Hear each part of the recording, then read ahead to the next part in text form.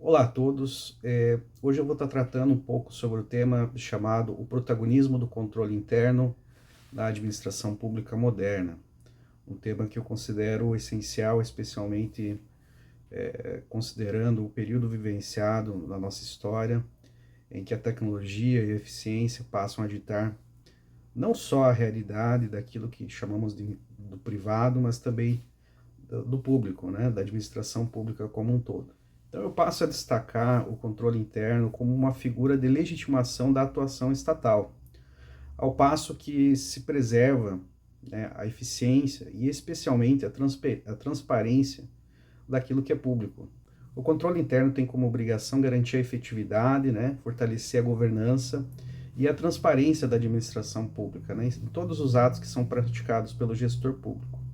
Então, ao passo que o controle interno ajuda na transparência, também pode-se concluir que ajuda na legitimação do poder estatal, né?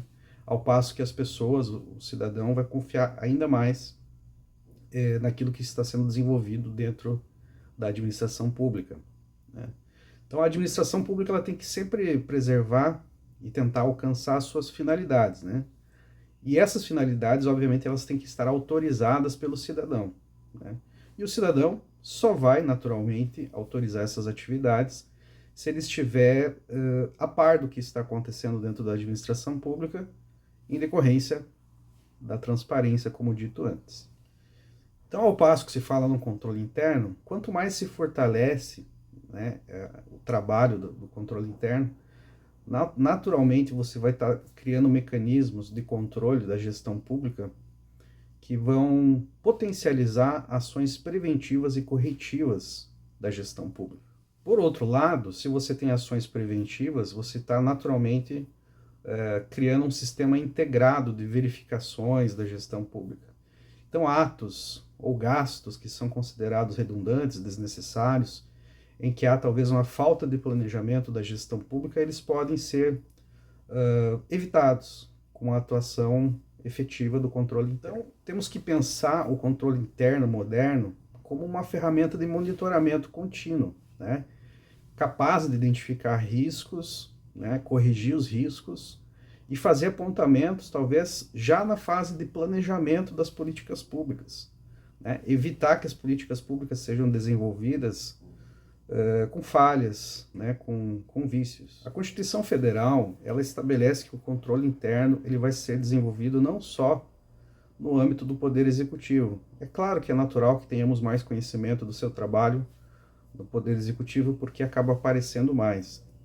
Mas as atividades também são desenvolvidas dentro do Poder Legislativo e também no Poder Judiciário. Nesse sentido, um problema que ocorre é que a Constituição Federal ela não estabelece de forma uniforme como que vai se dar a organização desse sistema de controle interno, né? E tão pouco se preocupa em verificar a existência de diferenças estruturais entre os entes federativos e entre os poderes. Então nós observamos que, por exemplo, existem controles internos desenvolvidos no âmbito federal que têm uma estrutura muito superior à estrutura do controle interno estadual e especialmente dos municipais. Então, os problemas que são enfrentados pelo controle interno moderno, especialmente desses controles de entes ou de instituições desfavorecidas, passo a elencar eles. Primeiro, a falta de especialização dos servidores que ocupam essas carreiras. Também, o reduzido distanciamento entre controlador e controlado.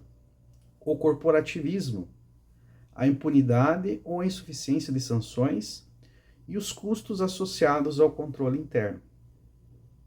Então, no plano prático, para que se tenha um controle interno mais efetivo e mais próximo da realidade, com condutas e comportamentos éticos e esperados da administração pública, né, uma administração pública proba, se faz necessário, imprescindível, que nós tenhamos, primeiro, servidores devidamente capacitados, comprometidos com a finalidade do órgão, né, e sem que haja qualquer tipo de contaminação ou influência desses servidores por pressões políticas, econômicas, sociais, enfim, e tantas outras.